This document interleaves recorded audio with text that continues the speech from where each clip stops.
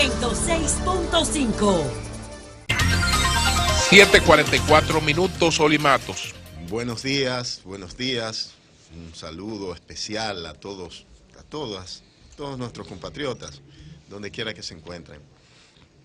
En el día de hoy quiero iniciar hablando de algunos temas internacionales para luego venir a lo local. El hecho de que en Alemania no se haya podido crear un gobierno a partir de las elecciones que nosotros planteamos acá, que ganó Angela Merkel porque su partido sacó la mayoría de la representación, se proyectaba la creación de un gobierno con facilidad, ha traído como consecuencia mucha incertidumbre, y esta incertidumbre le pega al euro, le pega a toda Europa y por lo tanto impacta en nuestros ciudadanos que residen en Europa. El triunfo de Emmanuel Macron trajo un aire de respiro luego del Brexit con respecto al futuro europeo, al futuro de la Europa integrada, de la Europa participando activa. La victoria de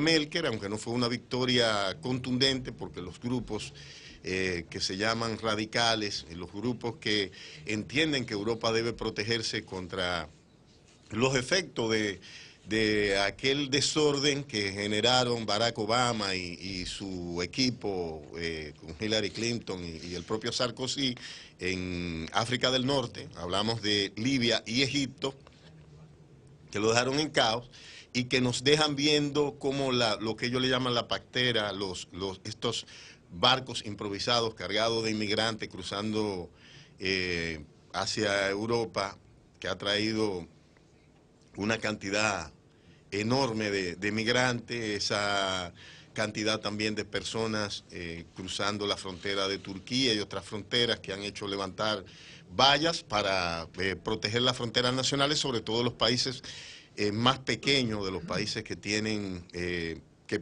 pueden ver desequilibrada su proporción poblacional por la cantidad de refugiados que han tenido que acoger.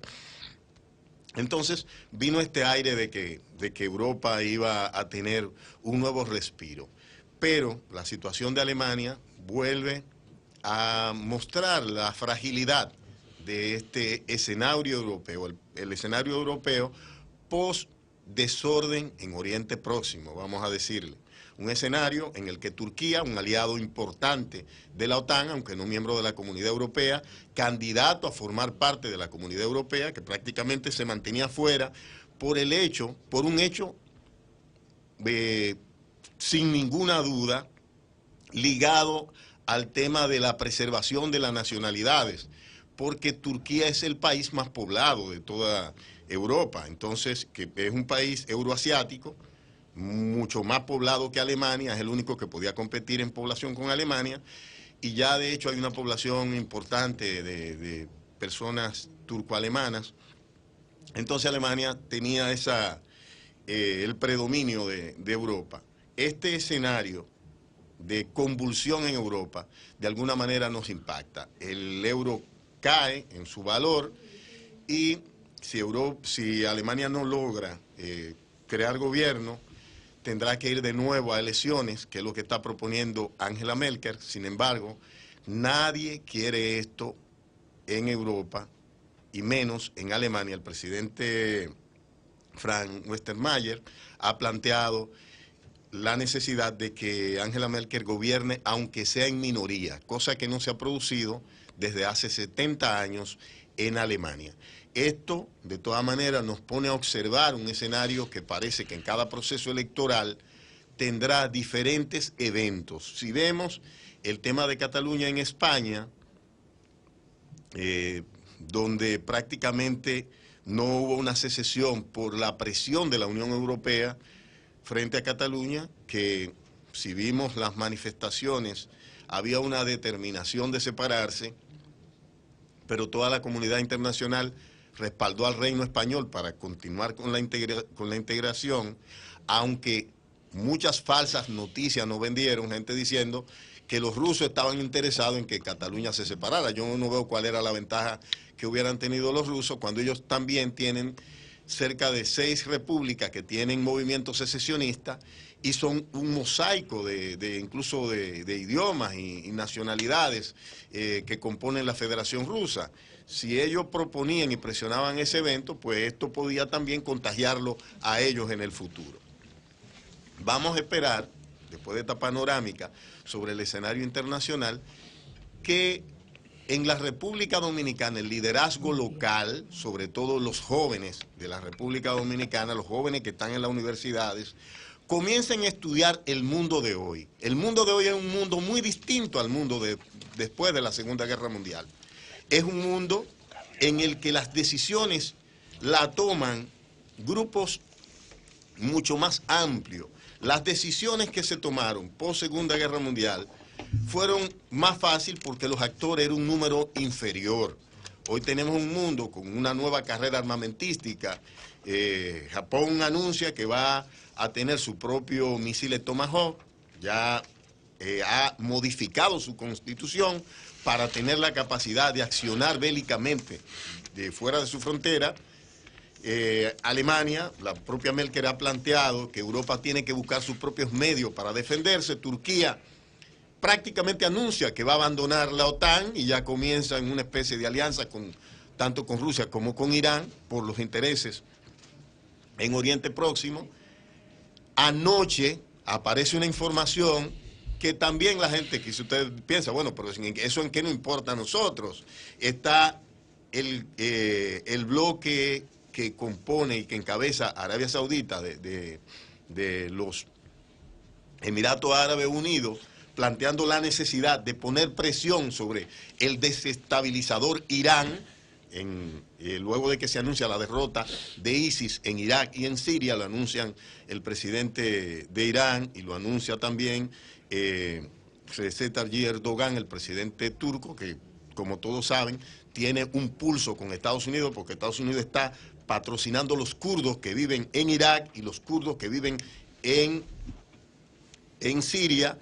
Y estas intenciones de esta gente crear un Estado kurdo puede desestabilizarle las zonas kurdas de Turquía, que es una amplia zona, y hay también una guerrilla que se llama el Partido de los Trabajadores de Kurdistán, que mantiene realmente un conflicto en esa zona.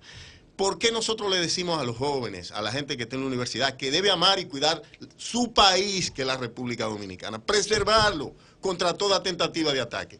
Porque nosotros dependemos mucho del petróleo. Esa zona, la zona de Oriente Próximo y África del Norte, produce el 62% del crudo que se vende a nivel global y una gran parte de la gasolina. Si hay un conflicto en esa zona, definitivamente, si los ruidos de sable que se están escuchando se elevan y comienza algún nivel mayor de confrontación, aparte del conflicto en Irak y en Libia, que hay un desorden mayúsculo a partir de ese ataque que nosotros cuestionamos como uno de las grandes tragedias humanas propiciadas por Barack Obama y por el presidente Sarkozy. Y lo mencionamos a Barack Obama porque él mismo admite que ese fue su peor error. Yo creo que hay otros tantos más.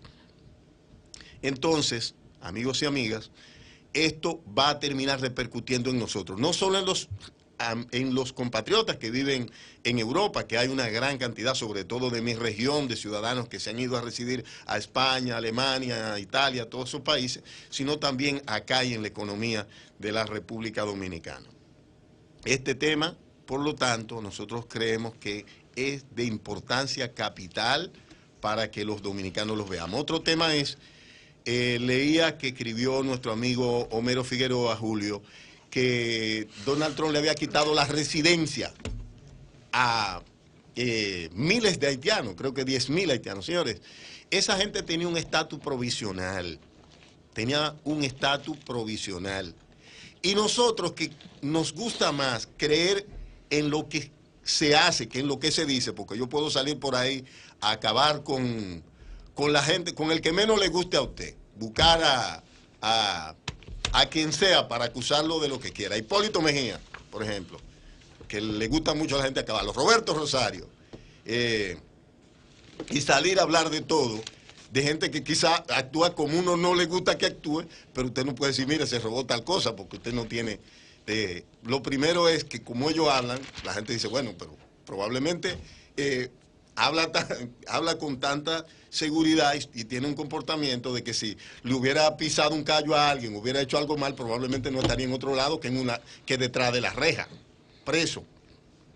Entonces, lo que le quiero decir con esto es, el muro entre México y Estados Unidos, el que existe lo hizo Bill Clinton, de más de 1.000 kilómetros, 1.300 kilómetros de muro, de los 3.000 kilómetros de frontera que tiene. Bill Clinton lo hizo sin anunciarlo. Probablemente hizo más que lo que haría Trump en 8 años si tiene. El otro elemento es, Barack Obama en principio, los primeros 2 años de su gestión, tuvo mayoría congresual, tanto en el Congreso, en la Cámara de Representantes, como en el Senado de los Estados Unidos. Pero él gobernó del 2008 al 2016. Del 2008 al 2016. Se gastó cientos de miles de millones de dólares en la destrucción del mundo que encontró. Dejó un mundo tan caotizado que su país pasó del primer lugar en la economía al segundo. Y no pudo invertir unos chelitos como 3.000 millones de dólares que necesita el único país que representa el origen de su padre en este continente y que fue la primera soberanía ganada luego de la americana, que era Haití. Entonces aquí hay un escenario de doble moral.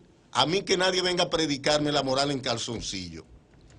Simplemente Estados Unidos, la comunidad internacional, han aprovechado la debilidad mental y la miseria humana de grupos en la República Dominicana para tratar de forzarnos a cargar con un peso que no podemos llevar. No lo podemos llevar. Y es como cuando usted está precario de oxígeno y lo están poniendo a nadar para sacar a alguien que tiene el doble de su peso a una larga distancia, que probablemente usted termine ahogado con ello. Y es el caso que tenemos frente al vecino Haití. O diseñamos una política para hacernos respetar y establecer reglas y planes, o simplemente, probablemente, podremos sucumbir con ellos. Bueno, son las 7.